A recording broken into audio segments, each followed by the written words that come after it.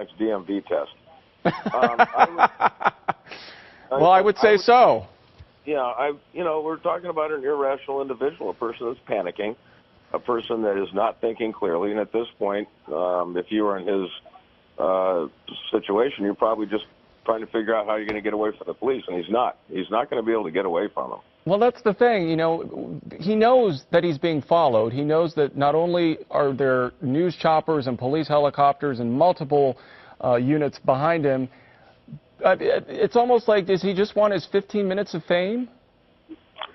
Well, unfortunately, that seems to be the case in this day and age. I don't know. I really don't. At this point, again, I think this guy is just panicked. I think he's not thinking logically or clearly, and I think he just wants to get away from the police, so he's going to do anything he can.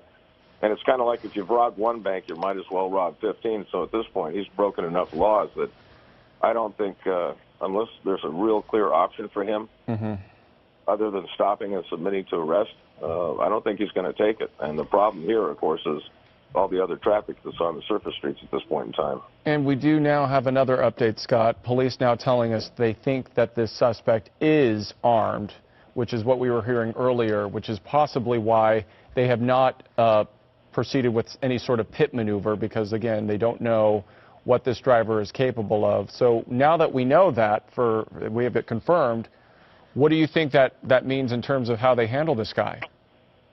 Well, they're going to continue what they're doing is following. Most probably they might have B-team assets en route, which is SWAT. And there are a number of different ways we can deploy our guys.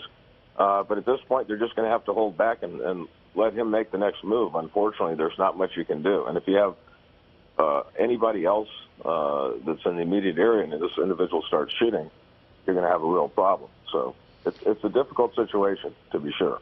And another question just came in on social media from a viewer named Martin, who wants to know what happens after the pursuit ends.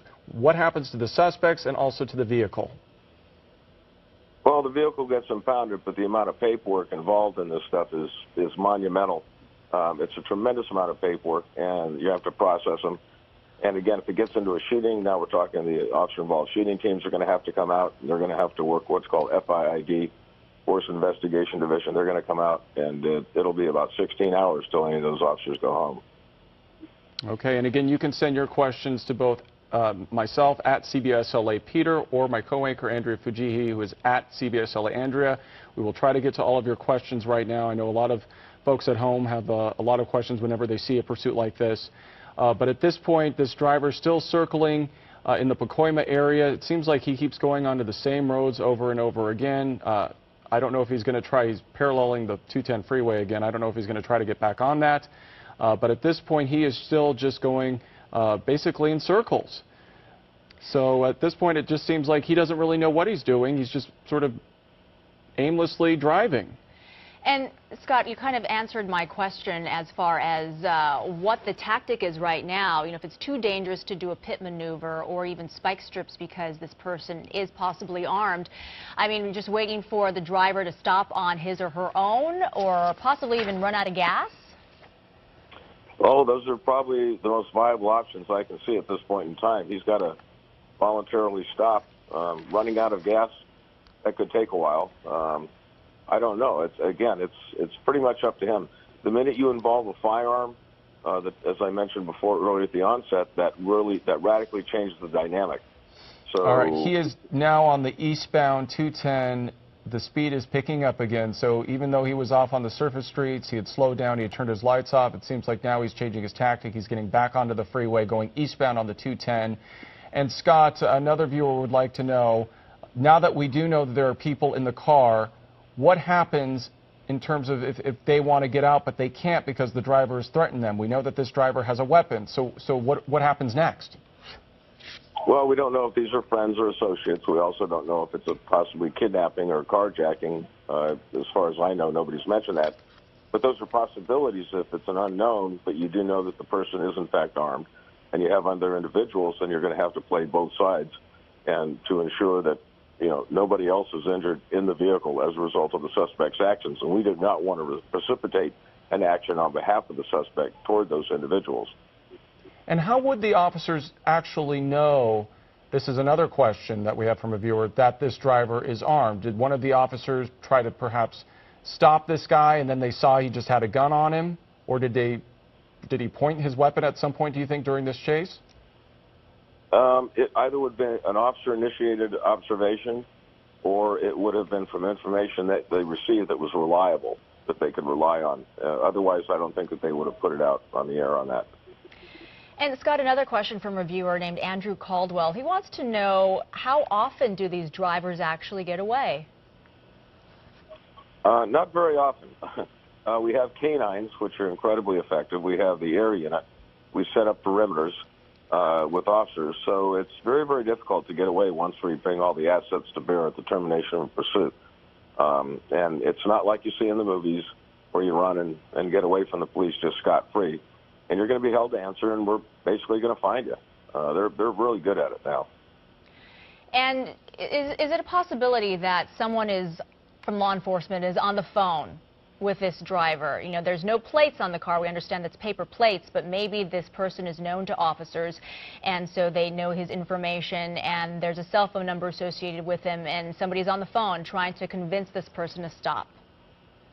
Well, I've actually worked shooting cases in pursuits where we've had family members contact with an open landline the driver of the vehicle in an attempt to get them to terminate the pursuit or to stop and to comply with the officer's directives. I've actually worked a number of cases like that.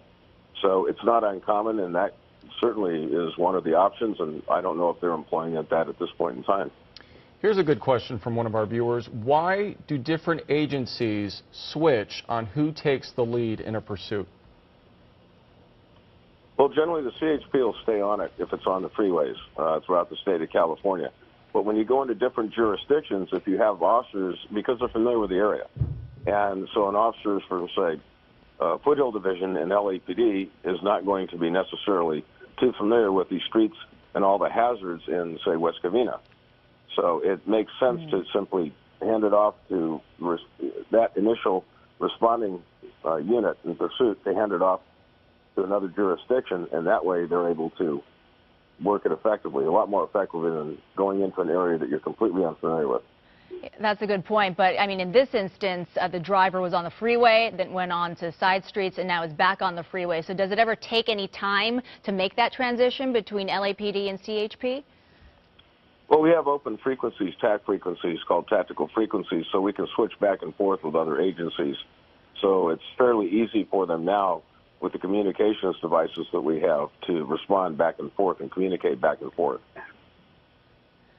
All right, and just to recap, this all started, let's see, over an hour ago, or about an hour ago, on White Oak and Satakoy in Reseda. Police think this person is possibly armed, an armed suspect driving this vehicle, and possibly other people are in the car along with this person. The driver has mainly stayed along the Valley area, been in Pacoima area in Sun Valley, and currently in Sun Valley, we understand. CHP traveling at a pretty high rate of speed trying to get this person to stop. But because the driver is possibly armed, that kind of changes tactics for law enforcement. No pit maneuvers necessarily, going about 70 miles an hour, we understand now. No pit maneuvers, no spike strips because that driver is possibly armed. So we're on the phone with Scott Reitz, former LAPD SWAT officer, who's telling us that really the only option for law enforcement is to either have this driver stop on his or her own or even run out of gas. And Scott, we've actually seen drivers run out of gas. They kind of pitter-patter along to just a dead stop in the middle of the street because they have no more gas. Well, that's correct, but that's a long shot with the mileage of some of these new vehicles. Yeah, this could be certainly an extended pursuit. And how long, I mean, do they just continue on to whatever jurisdiction they go into? I mean, when you've been on pursuits, what's the farthest you've traveled? And the pursuits I was, a few years ago when I was on, but, the pursuits I had probably didn't last more than 15, 20 minutes at most. A lot of the pursuits now are, like you said here, hours long. And they're, due to the fact that he is armed, highly improbable that they're going to break off the pursuit. There's too much of a chance that you're going to risk something catastrophic in nature occurring down the line if you were to break off from this individual. And as you can see, still traveling on the freeway at a high rate of speed. Luckily, not much traffic out there tonight. That's the good news. It looks like CHP is gaining a little bit on the driver. We know this is a black Honda with paper plates. This vehicle has been weaving in and out of traffic, going around cars. And Scott, what can you tell us about what possibly is this driver thinking right now? Most of these guys, they're scared. He could be under the influence of any number of narcotics. He's not thinking clearly. Alcohol, I don't know. I can guarantee you that he knows the police are on top of him. He knows that they're following him. He can hear the sirens, and he can certainly see the lights, and he's certainly well aware that he has an overhead air unit which is tracking him, because that's why you have that bright light that's encircling him. So I would say he's probably panicking at this point and just trying to figure out how to get out of this. And right now, this is the eastbound 210, and he passed Latuna Canyon not too long ago. Scott, you've done these pursuits for many years, you said. Do you think that they've picked up in the last year or so in frequency? I think it's about the same. I think they just, get a lot more coverage. Some of these pursuits are quite puzzling, to say the least, and you would think that at this point in time, with enough individuals watching TV, they realize that nobody ever gets away. So all you're doing by extending the pursuit is hazarding yourself, other individuals, and if there are any traffic violations, they're just going to come, just compounding those, obviously. So you just make it harder for yourself in court. We have a question from a viewer, Aubrey McDonald, who asked if there are people in the car and they want to get out, could the driver be charged with kidnapping? What happens to the other people in the vehicle? That would be dependent on the individual statements. In other words, if they come back and they find out, and they're going to have investigators and detectives on this, they're going to talk to them. If they find out that they're all complicit, that they're all friends and they know each other, and that'll come out. If they, on the other hand, these individuals are in the vehicle and he carjacked them, that will become patently obvious as well. So then he'd be charged most probably with kidnapping. All right, Scott, we just lost our chopper shot, but we're trying to get some video from earlier. On the right side of your screen, you see a video of CHP and the driver getting off the freeway there. For the most part, this driver has been circling around the Pacoima area, the San Fernando Valley area, Sun Valley. You can see that shot. That was a very dangerous point where he made a U-turn onto city streets. And LAPD has been following this vehicle, as well as CHP, going back and forth. And Scott, you were saying it's very normal for the different agencies to go back and forth depending on who is in charge of that jurisdiction. That's correct. They're going to hand off the pursuit to, once he's inside another jurisdiction, they'll hand off the pursuit. The initial agency will still stay in contact. They may even be in trail on the pursuit, but they're going to hand it off to those individuals who are more familiar with the location where the pursuit is occurring.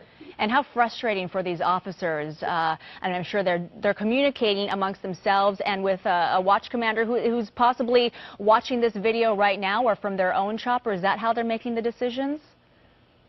Yeah, it's kind of combined. It goes not only between the officers on, so the people that have eyes on, who are actually in the pursuit, have the best information. And then after that, you're looking at relaying from, say, a watch commander's position. He's making a determination whether the pursuit should be terminated. And in addition to that, if you have air coverage, as you do here. And Scott, I'm going to interrupt you there. We're going to stop our coverage here on KCAL 9, CBS 2 at 11. We'll continue it on. Please catch us there.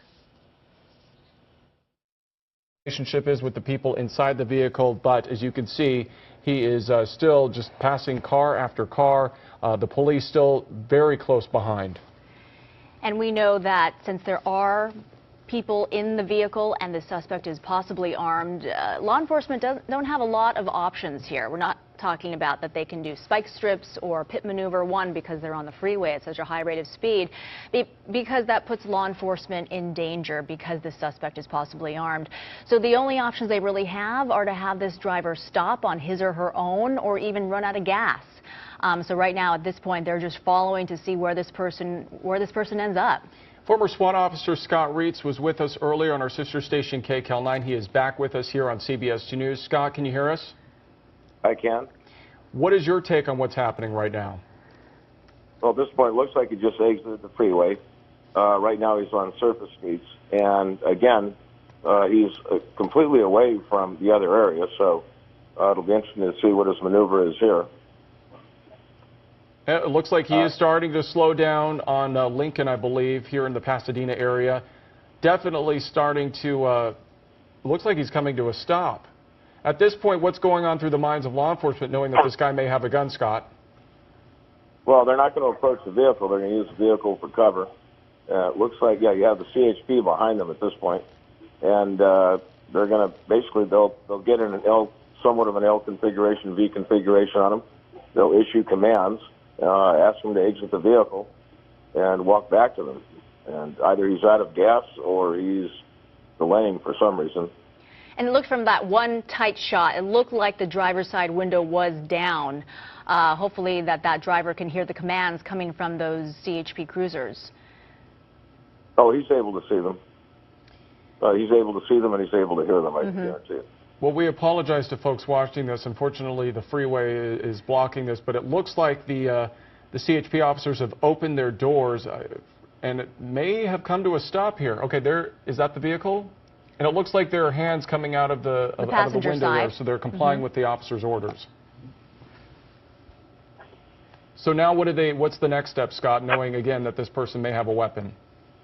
Well, the officers are going to remain behind the vehicle. They're going to call the suspects back toward them, one person at a time. They'll have lethal coverage as well as perhaps less lethal, which are the beanbag shotguns, possibly taser if they get that close. And they're just going to issue commands and ask these individuals one at a time to come back toward their position. Okay, well, it looks like right now the CHP officers have the doors open. They are pointing their weapons at the car, obviously giving orders to this driver and also the other people inside the vehicle to get out with their hands up. We did see them with their hands out of the window. I do think that the driver threw something out of the car earlier tonight, so I don't know if that was the weapon involved or if that was something else. But at this point, it looks like they are complying. The hands are coming out of the window on both the passenger side and also the driver's side. We do know that there are several people in this vehicle, so everybody inside is complying right now, it seems, with the CHP officer's orders. Complying to a degree. They're not getting out of the car yet. You can only imagine the conversations that are going on inside this vehicle right now. He's hitting the brakes. So, Scott, police have to be very careful. Is he moving? Okay, it looked like the vehicle may have started to move again. But yeah, you're right, Peter. Police have to be very on alert because this vehicle could even go backwards or start taking off again. Scott, have you run into situations like that where you think the vehicle is stopped and then they just take off again? Well, there certainly are those occurrences. At this point, again, until that driver exits the vehicle, we're not going to approach it simply because we don't have any control over the vehicle itself. And not only that, if the driver exits, the passenger and it flips over into the driver's side, now you're back at square one. So we don't know the dynamics of all the individuals or parties involved who are contained within the vehicle. So at this point, we're just going to wait them out. How long could this last? Some of these are hours long, many hours. Some of them turn into full-blown type of hostage-type situations. I know in the past that have lasted from time until first light. So it can go on for quite some time. Suspect's intent, motivation, and his capabilities are. And Scott, you're a former member of the SWAT team. When does that training come into play with a situation like this? Well, it's based on experience. It's based on all the methodologies and all the equipment that we have and expertise there on a problem. There are many, many different ways that we can resolve different situations with different tools and different tactics which we've developed over the years. So it's a matter of just being very composed and waiting the suspect out, knowing that we have a lot of assets that are on top of that to bear to get a successful resolution to the problem. Okay. We apologize, by the way, if Scott's cell signal is breaking up. Unfortunately, we can't control that. But again, at this point, you could see that the CHP now have this driver. They are behind him. The vehicle has come to a stop. The driver did show his hands out of the window, but I'm sure the CHP is telling both the driver and the passengers to get out and to put their hands up and walk backwards very slowly towards the officers, which is typically what we see. At this point, it just looks like whoever's inside this car doesn't want to get out. And unfortunately, as Scott just mentioned, we don't know how long it will be until they decide to actually do that, to come out and follow the instructions. Sometimes, as Scott mentioned, it could be minutes. Sometimes it could take hours. We've actually, you and I, Andrea, have covered chases where somebody didn't come out until 5 in the morning. So you never know. Everyone's different, and every suspect is different. So at this point, we don't know if this person is going to just sit there all night or if they plan to actually follow orders. But you would think, considering they know they're not going to get away, that they would just try to end this. But you never know. Sometimes people, like you said, Scott, they just want to keep stalling it as long as possible, right? That's correct. I don't know what's going through his mind. Maybe it's the last time he's going to have freedom for quite some time. If this is a paroled felon, he knows he's definitely going back. So these might be his last few moments or hours of freedom until he, heads off again. But, those brake lights, it does make me nervous that this is not completely over, that the suspect is not getting out of his vehicle and the brake lights are on. It just makes me worried that this car could just take off again. Well, if it takes off, the officers just redeploy, get back in their vehicles, and they'll just reinitiate the pursuit. So the suspects are not going to goad or cause the officers to overreact or get sucked into anything. They're going to stand back, very professional they have been, and they're going to very calmly, just methodically work through this entire problem. And we know that the Pasadena Police Department is also on scene at this time. We are hearing that someone in the car may be communicating by phone with the CHP, which always begs the question, why are they trying to negotiate, or what is it that they're trying to talk about? I mean, you've been in this situation before, Scott. What does that mean? I absolutely don't know at this point in time. If it is, in fact, a kidnapping, that may be a victim. On the other hand, they may be trying to negotiate, and it's going to be futile, but they may be trying to negotiate some kind of a settlement that, hey, if we surrender, are you going to charge us with this or that? And that's absolutely fruitless. So what they're discussing, I have no idea. But you're right, Scott. I mean, this could be a kidnapping. Is that vehicle moving? I swear, it looks like the brake lights are hitting it, and then it keeps moving up a little bit. If this is a kidnapping, because there are other people in the vehicle, this is a whole nother situation that we're dealing with, especially if this driver has a weapon. Would you agree? Yeah, it could be that, or it might be that the suspect himself, and this has happened before, has a weapon and is threatening suicide. And so now you're talking about an entirely different dynamic. So these may be friends of his, and now he doesn't want to go back, and his friends are trying to talk him out of a self-inflicted gunshot wound. I don't know. There's so many different possibilities due to the human condition of suspects when they act like this that it's anybody's guess as to what's really going on inside that vehicle. And just to remind our viewers, this is eastbound Lincoln under the 210 freeway here in Pasadena. So I believe it's Pasadena Police and was it CHP also, Peter, who are following this vehicle. And at one point it was LAPD as well. But Scott, tell us right now, because at first when the vehicle stopped, of course, the officers were yelling out commands. At this point, are they still communicating that way, or do you think they've stalled? If they have a landline communication, they'll probably try to attempt to do it that way in communication, in other words, with a cell phone. But if not, I can guarantee you they still have the PA system, and they can use that to order the suspects out. So those are the two different methods that they've got, or just simple voice commands with that distance, especially being on the overpass, that would reverberate with the acoustic signatures in there. So they're going to be able to hear him just by yelling. They don't have to use the PA system. And Scott, we had a viewer ask this question in another newscast, but at this point, since the vehicle is stopped, officers have their guns drawn, why can't officers just blow out a couple tires? You said, is that just in Hollywood, or is that an effective move? Well, one, we don't shoot at tires. One, rounds aren't that effective on tires. Number two, if they ricochet off and you have ballistic deformation, the rounds go off and ricochet into the local housing. It's not a viable technique, and it works well for Hollywood, but not in the real world. Okay, we've got a big update, Scott, that we're going to want to talk to you about. The CHP is saying this is a hostage situation. So, unfortunately, our worst fears have now been confirmed. You were saying that this could be a kidnapping. You may be right. Somebody is being held inside this vehicle against their will, and that person is probably the one on the phone right now with CHP trying to get help. So now that we know this is a hostage situation, the driver doesn't want to let that person go. Now what happens? This is definitely going to get handled over to SWAT, I can guarantee you.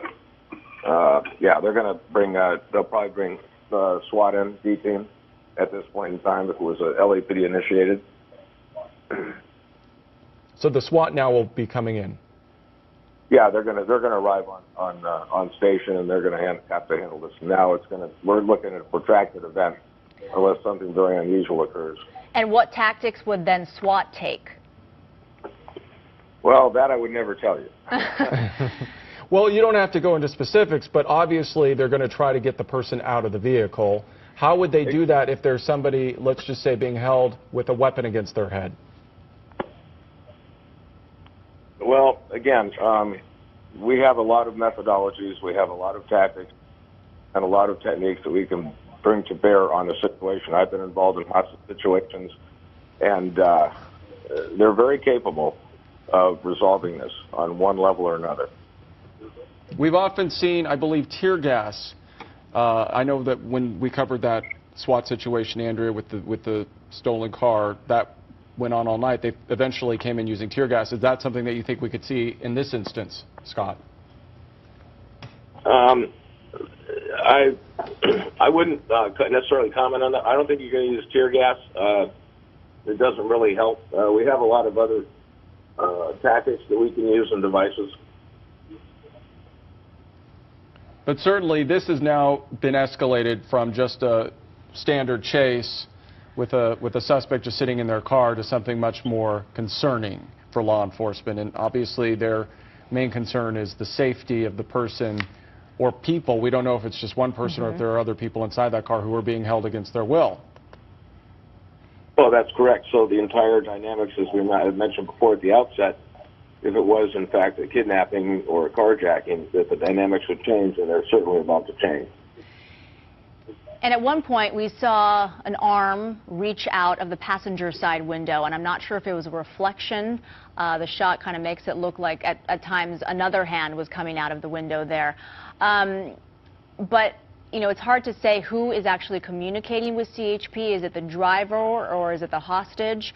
And you can only imagine the conversations that are going on inside that vehicle. We do know that this is possibly a stolen vehicle. It has paper plates. It's a Honda, black Honda sedan. And it looks like there's something coming out of the driver's side window. Is that a cell phone, a reflection of a cell phone light?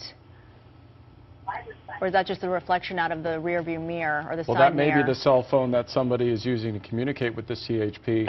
One thing we have just learned is that the CHP says this vehicle is disabled. So we don't know if that perhaps means that the vehicle just ran out of gas or if they used some sort of maneuver to get the car to just not move, or perhaps there was something that happened.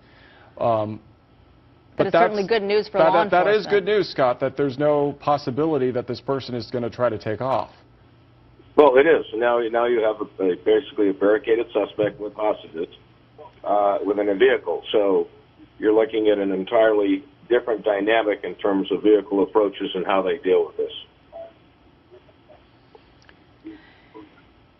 And what is the time frame as far as getting SWAT to come? I mean, these are technical questions, but I mean, how long are we thinking of waiting for SWAT to arrive and maybe speed up the situation? Well, SWAT doesn't necessarily speed up situations. That's the last thing we want to do. For us to respond, usually about half an hour to 40 minutes to get, you know, sufficient assets on target. And this car is parked right underneath the overpass. I just can't help but wonder, considering that this may now be a very dangerous situation, do you think that the overpass may end up getting shut down? I'm certainly, I absolutely guarantee that. Yes. Okay, because we did just see some cars go by, but you're pretty sure that they're going to be shutting this overpass down on the 210 freeway in, I believe this is Lincoln. in Pasadena. So this is probably going to end up getting shut down very soon. Yeah. What they're going to do is they're going to contain the entire area because we want a free area in which to operate. So I can guarantee you that the overpass will be shut down at some point in time. And does that mean homes nearby? We see homes not too far away. Are those homes going to be evacuated, you think? There will probably be some evacuation process that transpires, I would imagine. All right, well, we are still watching this hostage situation in Pasadena on Lincoln near the 210 freeway. This began as a pursuit in the Reseda area around 10 o'clock tonight. That then led to a pursuit that crisscrossed several freeways, including the 118, the 405, and the 5 freeways. Here's some video from earlier on the right side of your screen. At several points, the driver got off the freeway and then was circling surface streets over and over for several minutes, acting very dangerously, as you could see, making abrupt turns and then getting back on the freeway and sort of repeating that and then getting back off. So he's now in Pasadena. We do believe that there is a person being held against their will, or possibly more than one person being held against their will in this car right now. This, well, what we believe to be a stolen Honda Accord with paper plates. But at this point, we don't know what this driver is planning to do. He's obviously not complying with the officer's orders.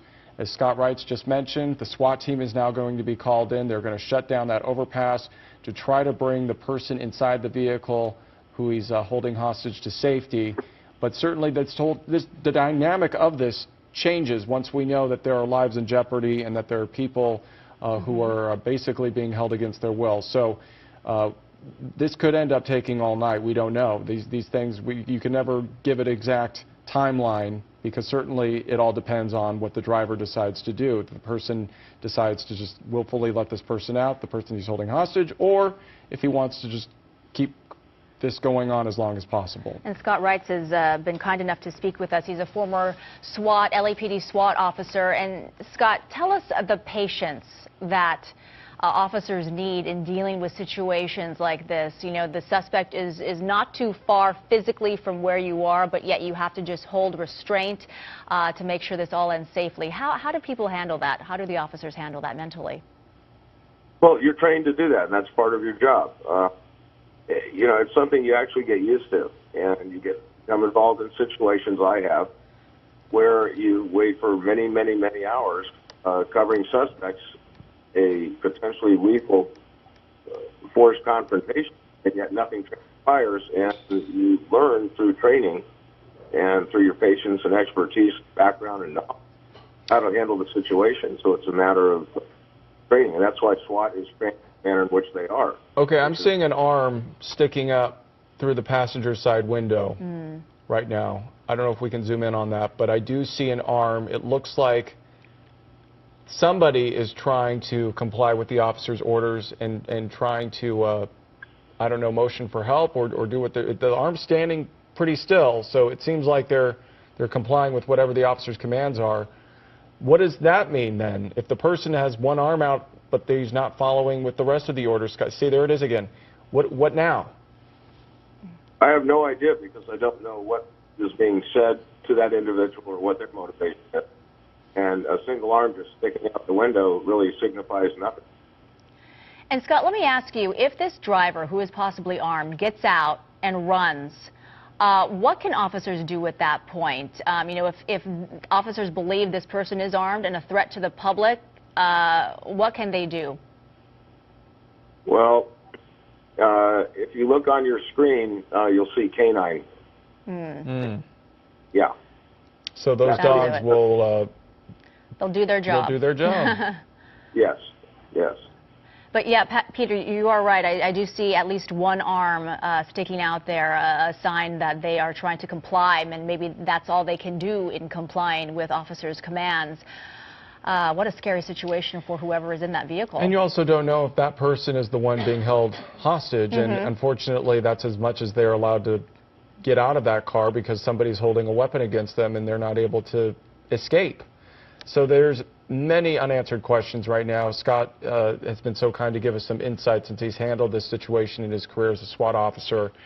But as you mentioned, Andrea, this is a very tense situation that the officers have to be very patient when dealing, because you don't know how dangerous this driver is or what he's capable of doing. So ideally, they want to not only bring the hostage to safety, but they also want to put the bad guy in handcuffs.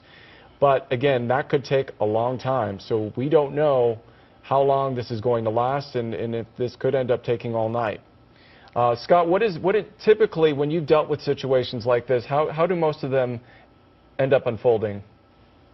Most of them, believe it or not, are successfully resolved. Finally, we have negotiated what they call CNT, crisis negotiation talks.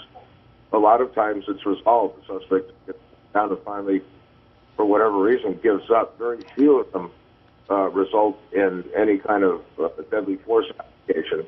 Sometimes there's less lethal, such as the beanbag and their other devices which we can bring to bear. But usually they're resolved by the suspect finally just realizing, oh, it's fruitless, and he simply gives up. And we saw an arm come out of that passenger side window one more time. Now, what if, Scott, this driver is intending a suicide by cop type situation? We've seen these things happen before. How does that change tactics? Well, it doesn't change tactics necessarily. We're going to still employ the same tactics. But if the individual comes out, deploys for the vehicle, and begins to fire toward the officers are going to protect themselves and other people in kind. So that's about as straightforward as I could possibly make it. All right. Well, as you can see, folks, this is still just a very strange situation right now. This car completely stopped. It's disabled. The CHP has confirmed it's disabled. The driver and at least one person still inside. I just saw the driver tap the brakes. So at this point, it's sort of a waiting game. Right now, the CHP is trying to get this guy to get out of the vehicle and give up, but he is not willing to do that. He is not complying with the officer's orders. We do know that somebody inside that car is communicating with the CHP with a cell phone. You just have to worry about whoever is being held hostage, and I do see that hand sort of flailing around a little bit, so you can only wonder whose arm that belongs to, if that person is trying to get out and unfortunately not able to. But at this point, we are still waiting to see what ends up happening. The SWAT team is probably on its way right now, as Scott Wrights just mentioned. They are probably going to shut down that overpass, and your heart goes out to whoever is still being kept inside that vehicle, if they're able to escape or if they're fearful for their lives. You don't know. Every situation is different. And Scott, thank you so much again for taking your time and talking to us about this. And I understand there are canines on the scene just in case? Yes, that is correct. Yeah, there was one that we saw earlier in the lower left-hand corner. All right, so they're going to be out here for quite some time, and unfortunately our newscast will be ending very soon tonight, but we will continue to give you updates on this on CBSLA.com and also the CBS 2 News tomorrow morning. So we will definitely give you updates as soon as we get them. This could take all night long, we don't know, but please keep posted. We will be sure to bring you whatever the outcome is on this. And also on our sister station, KCAL 9 News. And again, we want to thank Scott Wrights, who is a former LAPD SWAT officer who has been with us all night, giving us updates and insight onto how this might unfold. Again, thank you for watching CBS 2 News at 11 o'clock. We'll have more on this chase tomorrow.